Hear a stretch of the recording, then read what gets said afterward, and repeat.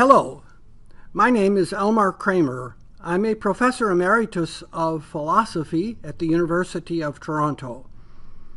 This is the sixth in a series of talks on classical theism.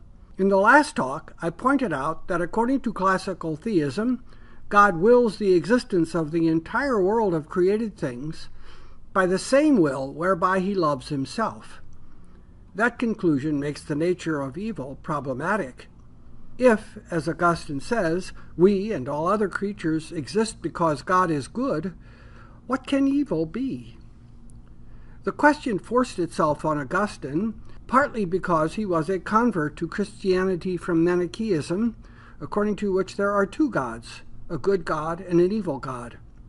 Once Augustine became convinced that there is only one God, and he is good, the question, what is evil, was unavoidable, and Augustine developed an answer which has become a central part of classical theism.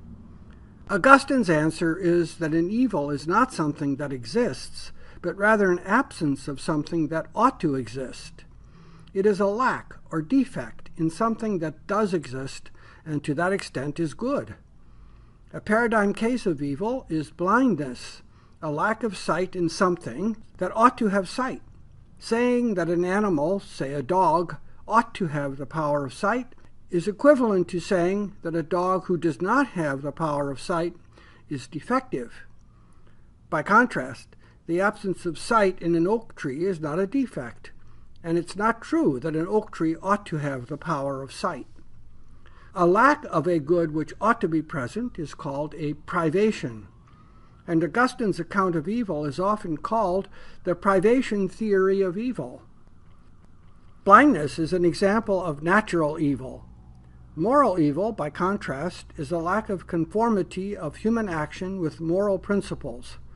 Such an action is defective. Yet the moral agent and his or her action, insofar as they exist, are good, even if they are defective. Indeed, a sinful action might have good effects. Suppose, for example, that Tom robs Dick. Tom's action, though failing to conform to moral principles, might have the good consequence of preventing Dick from carrying out his plan to murder his neighbor. In contrast to classical theists, theistic personalists provide no general account of the nature of evil. They provide lists of examples, go on to distinguish between natural and moral evils, and claim that pain is the paradigm natural evil, but give no explanation of what evil is. Their emphasis on pain as the paradigm example of natural evil poses a challenge to the classical theist's theory that what is evil is always the absence of good, the absence of a good which ought to be present. For the sensation of pain is not an absence.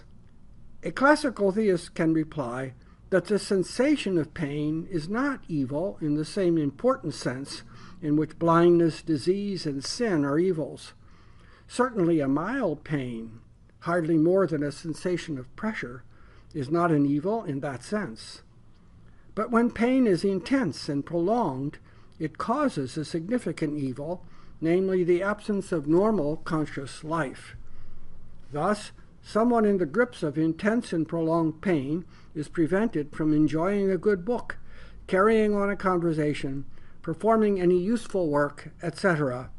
It is the absence of the capacity for normal conscious activity, rather than the sensation of pain itself, that is the real evil.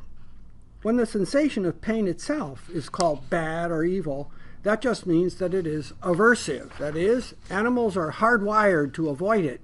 In a similar way, a smell that is aversive may be called an evil smell.